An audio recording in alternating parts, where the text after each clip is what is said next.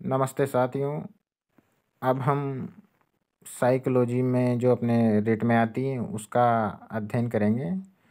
जैसे कि आपके साइकोलॉजी में फर्स्ट में बाल विकास टॉपिक दे रखा है, उसमें ही आपके बता रखा है वर्दी और विकास की संकल्पना और उसकी प्रकृति, फिर उसके सिद्धांत है, उसके आयाम हैं। ये हैं स्पेशली अपने रेट के सिलेबस में फर्स्ट में, जिसमें अपन देखते हैं। ठीक है ना। तो अब सबसे पहले अपन पढ़ेंगे इसमें वर्दी और विकास। वर्दी और विकास होता क्या है, ठीक है ना। तो सबसे पहले अपने देखते हैं, ये मेरे पास अभी ये नोट्स हैं, कलाम एकेडमी कोचिंग है सीख करके उसके हैं, उसके नोट्स हैं मेरे पास पीडीएफ के रूप में। तो उसको समझते हैं अपन क्या होता है वर्दी और विकास, ठीक है ना। तो सबसे पहले तो वर्दी किसे कहते हैं। वर्दी होती हैं, जैसे यहाँ पे वर्दी वर्दी से तात्पर्य मानव के जीवन में होने वाले भौतिक और दैहिक और शारीरिक परिवर्तनों से। कहने का मतलब है वर्दी वो होती हैं जो अपने शरीर में भौतिक परिवर्तन होते हैं, अपने शारीरिक परिवर्तन होते हैं ना, उसको बोलते हैं वर्दी। जैसे आपकी लंबाई बढ़ती है, आपका वजन बढ़ता है, जिसको अपन माप सकते हैं ना, उसको बोलते हैं वर्दी। जो हमें प्रत्यक्ष रूप से दिखाई दे उसे बोल सकते हैं अपन वर्दी। इसमें से आगे दे रखा है वर्दी के अंदर मात्रात्मक परिवर्तन दृष्टिगत होते हैं। तो कुल मिला के जिनको अपन माप सकते हैं वो क्या होते हैं, परिवर्तन मात्रात्मक होते हैं ना।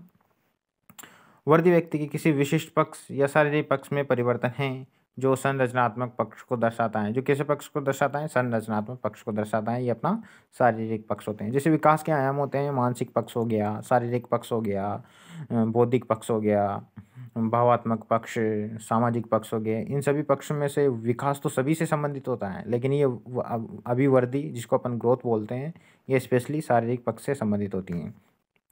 आगे दे रखा है वर्दी व्यक्ति के जीवन काल में एक निश्चित समय तक होती हैं।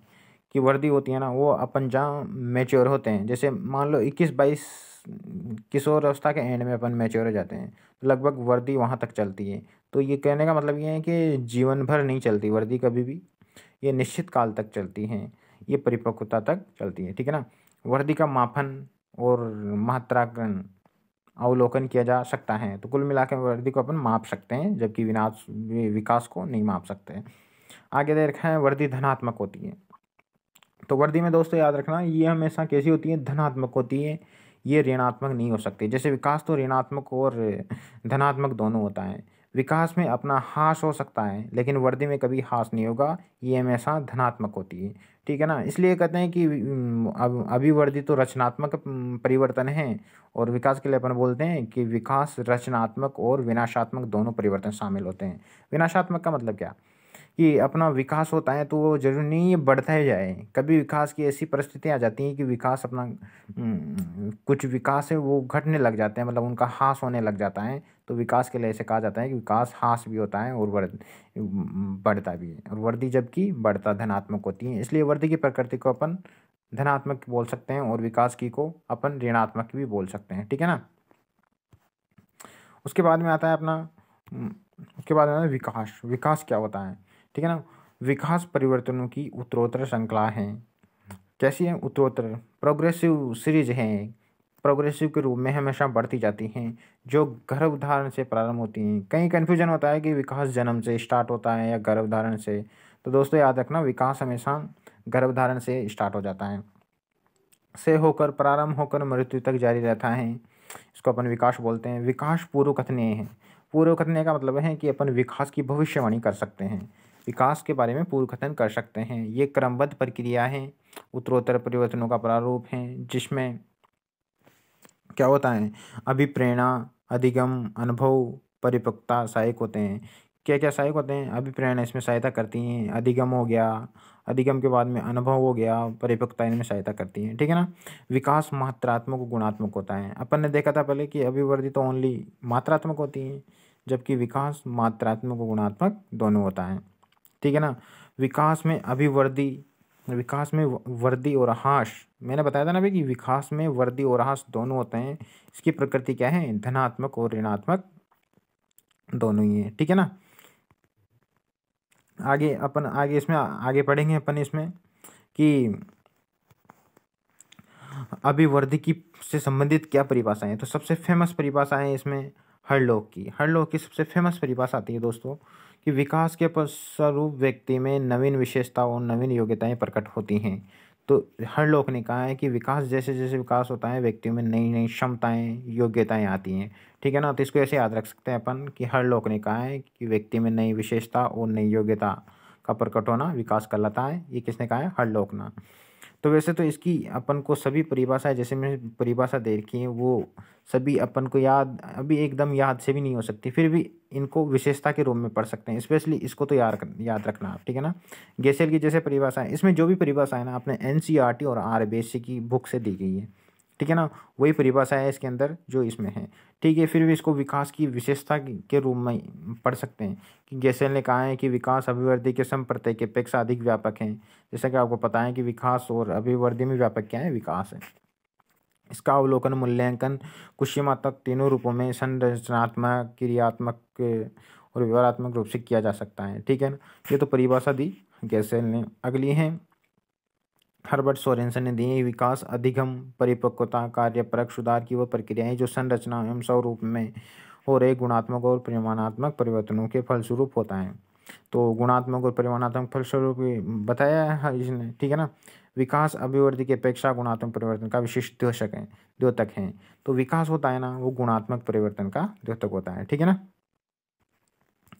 आगे इसमें पढ़ते हैं इरा गॉर्डन की परिभाषा है। फ्रैंकी है। फ्रैंकी स्पेशली फ्रैंकी याद रखना। स्पेशली फ्रैंकी क्या याद रखोगे कि इसने कोशिकीय गुणन में मतलब कोशिकाओं में अभिवृद्धि बताया है। अभिवृद्धि को कोशिकाओं में जो अपनी अभिवृद्धि होती है ना वो बताया इसने। ठीक है ना। तो ये एक तो ये याद रखना, और ये कि स्किनर की है ये भी याद रखना कि विकास प्रक्रियाओं की निरंतरता का सिद्धांत केवल इस तथ्य पर बल देता है कि व्यक्ति में कोई परिवर्तन आकस्मिक नहीं होता है।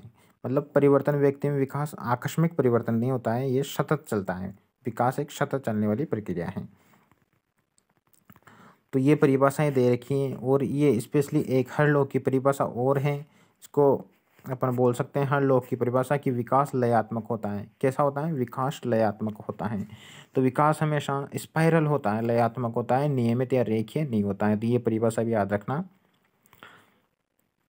तो ये अपना वृद्धि और विकास का संकल्पना का थोड़ा कंसेप्ट हुआ। अब इसमें अपन क्या देखेंगे? इसमें देखेंगे कि दोनों में कंपैरिजन के रूप में बता रखा है कि दोनों में कंपैरिजन क्या क्या कंपैरिजन के रूप में बता रखा है।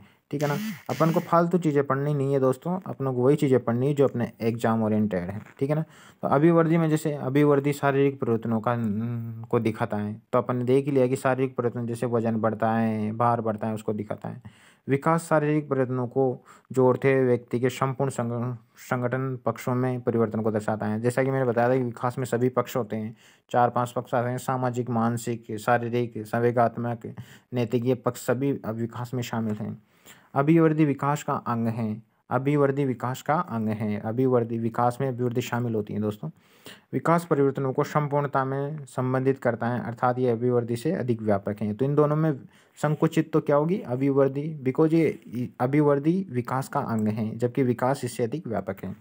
थर्ड पॉइंट है हमारे पास में कि अभिवृद्धि व्यक्ति के जीवन काल में एक निश्चित समय तक होती है। निश्चित समय तक होती है, अपने पढ़ाई था। ठीक है ना। और विकास जीवन पर्यंत चलता है दोस्तों।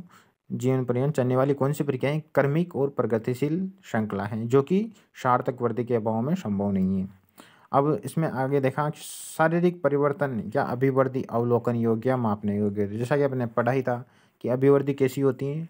मापने योग्य होती हैं, जिसका अपन मापन कर सकते हैं। जबकि विकास में गुणात्मक परिवर्तन होते हैं जिसको अपन माप नहीं सकते, बस इनको व्यवहार में महसूस कर सकते हैं।